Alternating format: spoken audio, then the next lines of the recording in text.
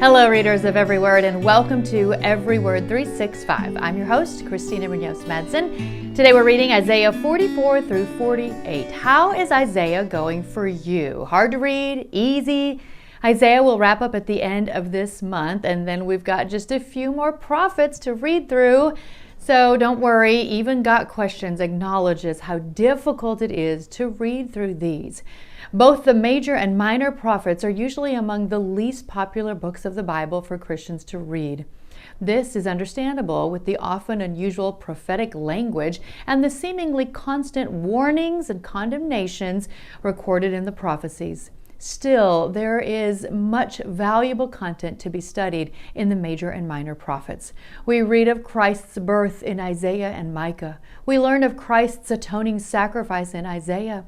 We read of Christ's return in Ezekiel, Daniel, and Zechariah. We learn of God's holiness, wrath, grace, and mercy in all of the major and minor prophets. For that, they are most worthy of our attention and study. In other words, hang in there, stick with it, pray about what you are supposed to learn from these readings, especially if they're bothering you or if you're finding them very difficult to read. And in case you're wondering, here's the breakdown of major and minor prophets and why that distinction. The terms major prophets and minor prophets are simply a way to divide the Old Testament prophetic books. The major prophets are Isaiah, Jeremiah, Lamentations, Ezekiel, and Daniel. The minor prophets are Hosea, Joel, Amos, Obadiah, Jonah, Micah, Nahum, Habakkuk, Zephaniah, Haggai, Zechariah, and Malachi. The minor prophets are also sometimes called the 12. I hope I'm saying those correctly. I may not be. I have changed how I've said some of them over time, so just a guess. The major prophets are described as major because their books are longer and the content has broad, even global implications.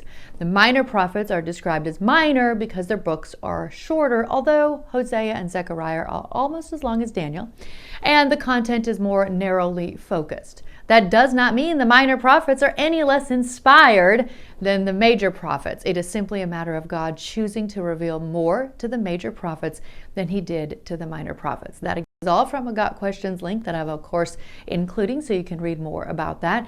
I always just like to try to inform you of biblical terms and why things are the way they are when it comes to the Bible.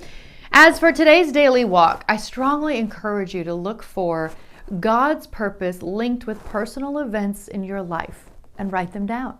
I know God used the loss of my dad to begin a personal relationship with him and his son, Jesus Christ. I certainly couldn't see it when it happened, but when I look back, many of the really bad moments in my life were actually used for good in the end. I encourage you to look back. I encourage you to see if you can find those good moments amidst all the bad and even write them down so that we can honor them, be thankful for them, pray about them, and as the Bible tells us to do, share with others that might be going through similar struggles. It says that's part of why we go through things, is to share and help others when they go through them as well. Tomorrow is Isaiah 49 through 51. Happy reading. Have you ever wanted to go to Greece to see the ministry of Paul come to life?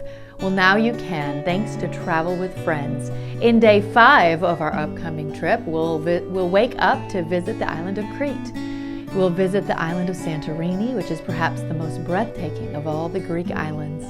The town of Thera has whitewashed houses, narrow streets, and open-air cafes that are accessible by cable car or mules. There will be several optional tours offered in Santorini, including excavations, or you may choose to spend the day shopping and exploring on your own. Again, we return to the ship for dinner and evening entertainment. We hope to see you with us in Greece in 2025.